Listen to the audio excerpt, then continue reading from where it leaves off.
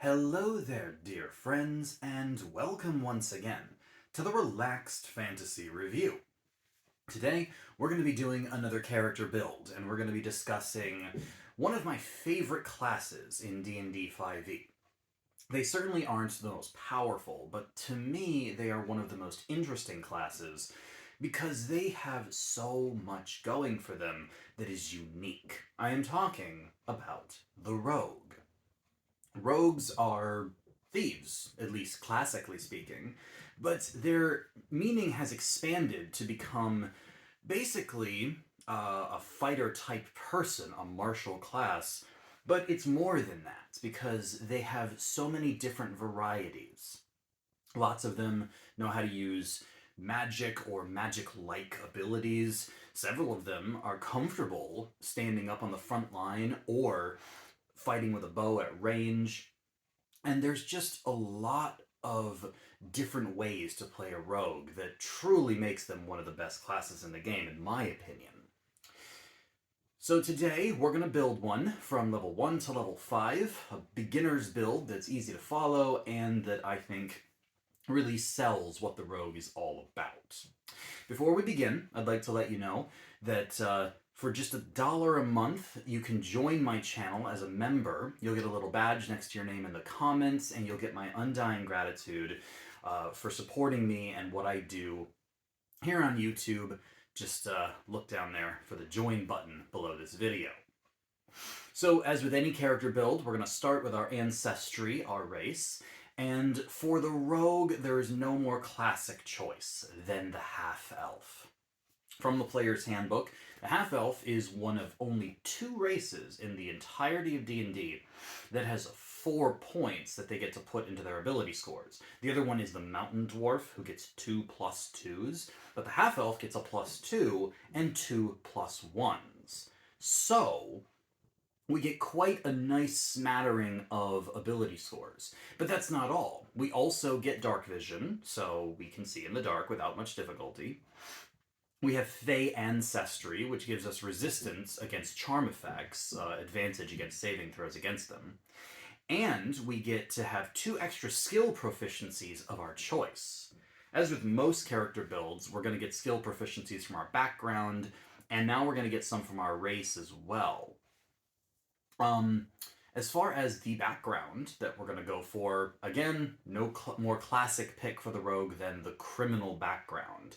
This is going to give us some tool proficiencies and some extra skill proficiencies, as well as the criminal contact feature. This is one of my favorite features in the game from a city perspective, whenever you're doing the campaign in an urban or developed area. Basically anywhere where there are thieves, which is most places. Your rogue basically has a little story deus ex machina that they can pull out of their pocket where they just kind of say, yeah, I know a guy. I know a guy. So I know I can beseech the criminal underworld for information or items or support or whatever. Obviously, it's not as simple as just, I can get anything I want, but whenever you need to get stuff and you have the ability to contact a criminal organization, you're going to have some good abilities to add to the party there. So, we're going to start off with this rogue at level 1.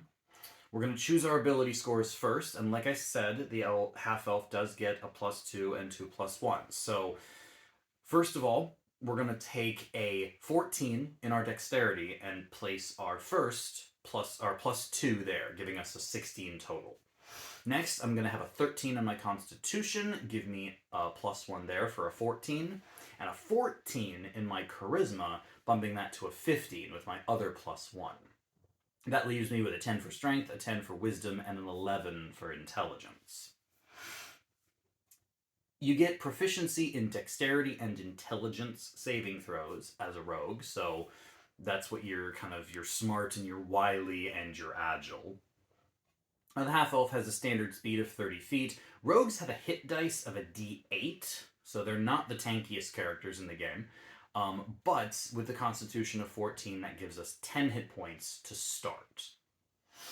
We do get ourselves some leather armor, and I've taken a burglar's pack with me, which gives me, some tools for burglary, as well as thieves' tools and proficiency in thieves' tools, so we can pick locks, disarm traps, etc.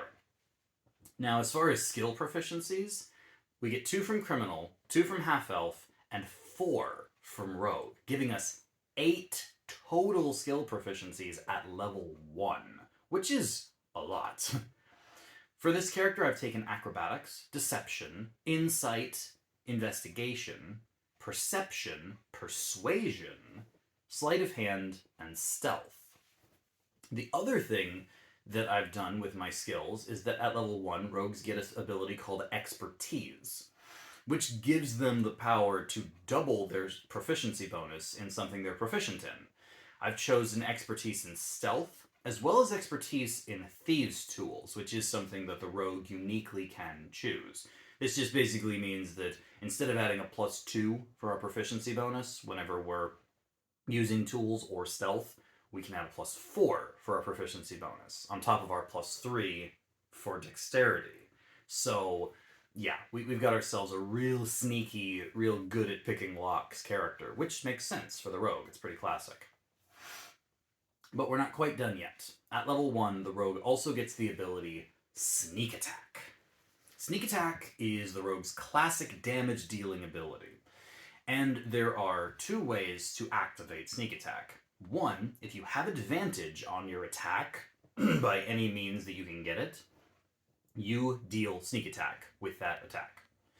If you don't have advantage, you can also deal Sneak Attack if one of your allies is next to the enemy you're attacking. This works whether you're in melee or at range. And we're going to take advantage of that because, as far as weapons go, we have a rapier, and we have some daggers for short range, melee combat, but I'm building this character as an archer, and the rogues get proficiency in the short bow. So I've grabbed a short bow for the rogue. He's got a +5 to hit with it, does 1d6 +3 damage, and if you have an ally next to the target you're shooting, or you have advantage, now you can deal that extra sneak attack damage, which at level 1 is an extra d6, which basically doubles the power of the short bow.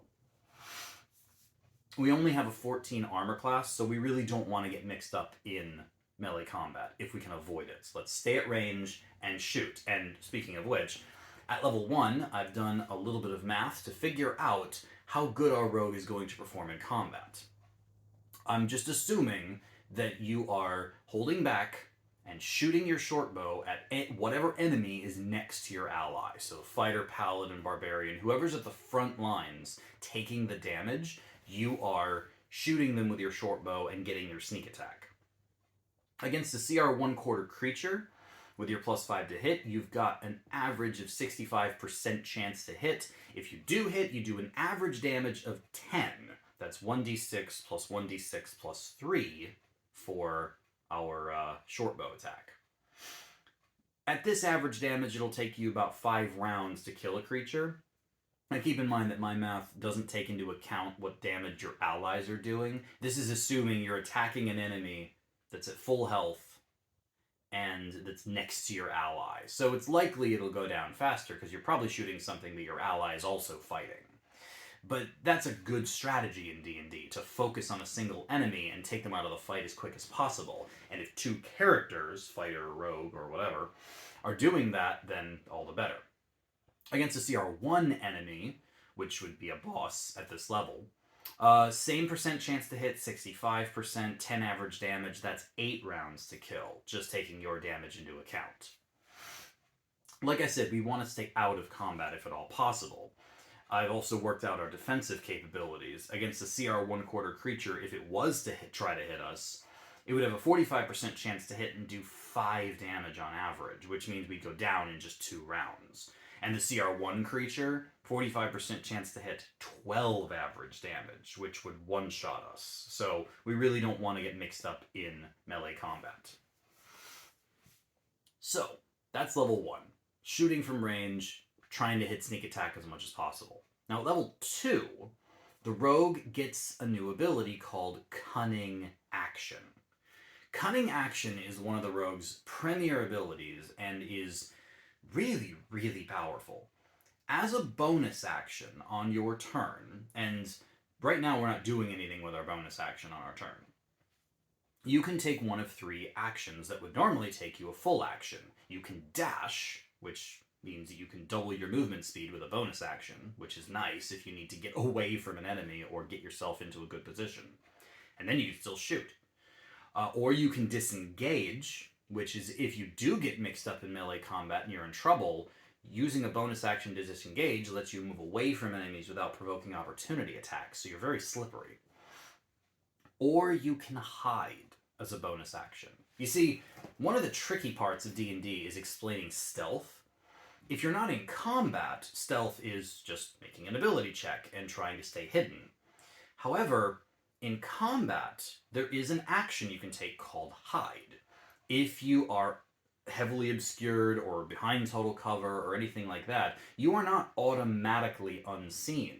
The enemies who are fighting you still have awareness of the battlefield and probably saw you duck behind whatever you ducked behind. But if you take the hide action, that allows you to stealth while fighting.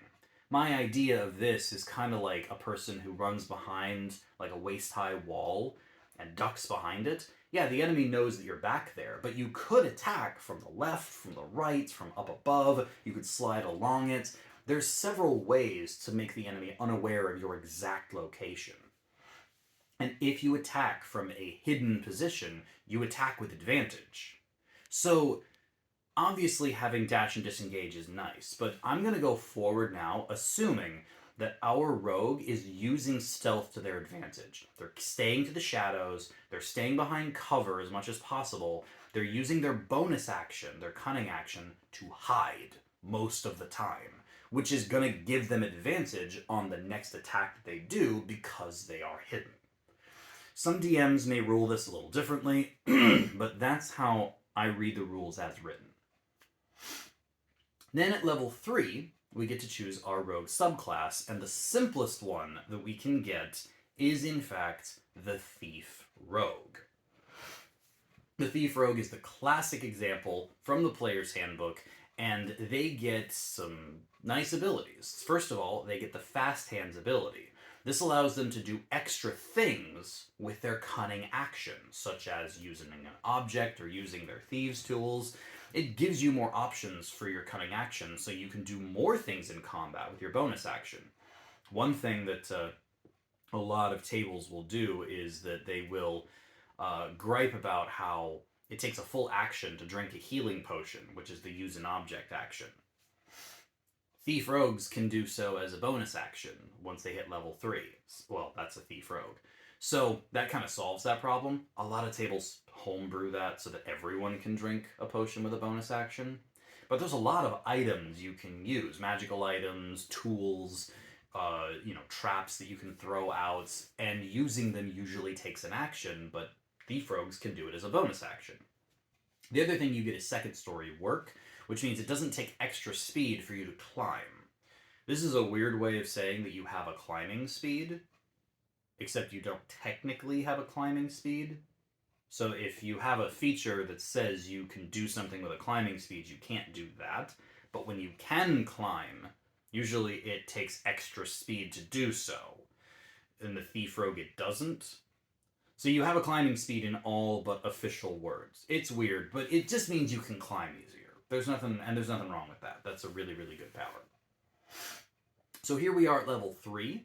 Our rogue has not really boosted much as far as their damage goes. The only real boost they've gotten is that their sneak attack die at level 3 went up to a 2d6 instead of 1d6. So now the short bow's power is tripled from a basic short bow shot.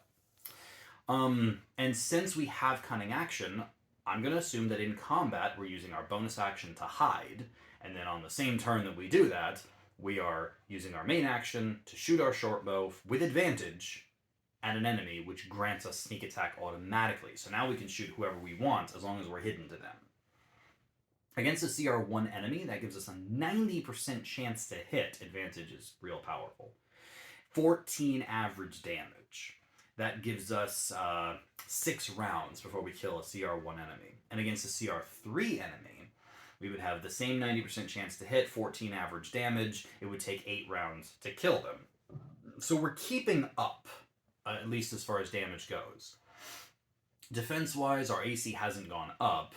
Our hit points have risen a little bit. They've gone up by 7 every round, so we've gone from 10 to 24. Against a CR1 enemy, they'd have a 45% chance to hit us, 12 average damage, 2 rounds to kill us. And then against a CR3 creature, 50% chance they have to hit us, doing 24 average damage, which just so happens to be our hit points. So that's a one-shot, only just. I suppose if you've been rolling for your hit points and you roll a little higher, you might survive an extra round. But again, we're trying not to get hit. That's the whole point of the rogue. Now, at level 4, we're going to gain a feature. We can either take an ability score increase, or we can take a feat. And I've chosen, well, this is one of the reasons why I wanted the half-elf, and one of the best feats in D&D is Elven Accuracy. It's found in Xanathar's Guide to Everything, and it's specific to elves and half-elves. Elven Accuracy gives you a +1 boost to an ability score of your choice between your 3 mental stats, Intelligence, Wisdom, Charisma, or Dexterity. And because we've got a 15 on our Charisma, I rounded that off to a 3, or to a 16, which gives us a +3 modifier. That boosts up our Charisma-based skills. The other thing you get from Elven Accuracy is that whenever you have advantage on an attack, and since we're bonus action hiding a lot, I'm assuming we have advantage most of the time. The only time this isn't going to work is if you have nothing to hide behind. There's no cover. You're just fighting in an open field, or there's no furniture in the room, or no walls or anything. Like, you're just in the open. So if you're in a gladiator tournament, this won't work. But assuming that you are bonus action hiding and you have advantage on your attack, however you got it, Elven Accuracy states that instead of rolling 2 dice and taking the higher one, which is how advantage usually works, you roll 3 dice and take the highest one. Basically giving you super advantage all the time you have advantage. This is going to make a big difference in our chance to hit, at least when it comes to the numbers that we're dealing with. I did some math on this, and what I found was that assuming that you had no attack bonus, assuming that you were just making a flat attack, you would have to roll, you'd have a 50-50 shot at hitting an enemy with an AC of 10 with a flat die roll. But then, if you add advantage into that, that goes up to 75%. So you add essentially a +5 to the roll. When you go up to a 3 die advantage, super advantage of Elven Accuracy, that goes up to like 90% or so. So it's not as big of a boost as advantage would be. And obviously there's other factors happening in here because we've got our +5 attack bonus from our short bow, and the whole idea that we're fighting an enemy with a 10 armor class is a really, most enemies don't have that. So the math is a little complicated, but effectively what I've worked out with this is that as we go forward, I'm assuming that with normal advantage, you'd have a +5 to your attack roll mathematically, but with Elven Accuracy, it gives you like a +7 or 8, about 7.5. That's the estimation that I've made. In any case, so that's level 4. Now we move on to level 5, the final level for our build here today. And the sneak attack dice go up to 3d6, so that's nice. And also the rogue gains the Uncanny Dodge ability. This is an ability that they can use as a reaction, so not on their turn. And when an attack hits them, they can use their reaction to halve the damage. And this works for any attack. This is for magic, this is for a weapon attack, this is anything. So this means that the rogue suddenly, it's not damage resistance exactly, because it only works for one attack, but against an enemy that's going to hit you once, let's assume that even if you're fighting an enemy with a multi-attack, they might not hit you every time they roll a die. The time they do, you can use Uncanny Dodge to resist the damage. So it's a pseudo damage resistance. And a really, really good feature. This gives the rogue a little more tankiness, at least as far as fighting in melee. I'm still, for our level 5 analysis, going to assume that we're bonus action hiding, that we're not doing anything different, that we are bonus action hiding, and then short bow sneak attacking with elven accuracy now. Against a CR2 enemy, we are going to hit them 95% of the time. The only way we're going to miss is if with a nat 1. And the chance that we roll a nat 1 while we're rolling 3 dice with elven accuracy is, I think it's less than 1 in 1,000 that we're ever going to roll. You'd have to roll 3 nat 1s to actually land a nat 1. So the chance of you missing is ridiculously low. But for the purposes of these numbers, I'm just saying, if your highest die is a nat 1, then you're going to miss. Other than that, you're going to hit every time. You're going to do 17 average damage. That's 46 plus the 3 from your dexterity. With that much damage, it'll take you 6 rounds to kill a CR2 enemy. Against a CR5 enemy, same percent chance to hit, 17 average damage, 9 rounds to kill. As far as the defense goes, I've assumed that the damage that these enemies are doing is a single hit and that you can uncanny dodge it. So, against a CR2 creature, it's got a 45% chance to hit you. It does 18 average damage, but with uncanny dodge, that gets cut down to 9. Which means that it will actually take 5 rounds for them to kill you with your 38 hit points. So, that means that if you do get stuck in melee, it's not the end of the world. You'll struggle to get your sneak attack off unless you're fighting side by side with an ally, but it can still work. Against a CR5 creature, though, 60% chance to hit you, 36 average damage, which then gets halved to 18, which means you'll still survive 3 rounds of combat. Interestingly enough, the rogue with uncanny dodge can hold their own. They're not going to be a tank by any stretch of the imagination, and if they're taking multiple attacks per turn or per round, then they're really going to be in trouble, but in a single, one-on-one thing, they're not too bad. So, yeah, rogues are super fun. 8 skill proficiencies, expertise, ranged attacks, melee attacks with finesse, sneak attack damage that just slowly scales throughout the game. It doesn't scale a lot, it just adds a d6 every 2 levels. But the next level, level 6, you get yourself, more rogue features, more subclass features, and you are going to get an extra feat as a rogue. They get 6 over their life instead of the 5 that most characters get.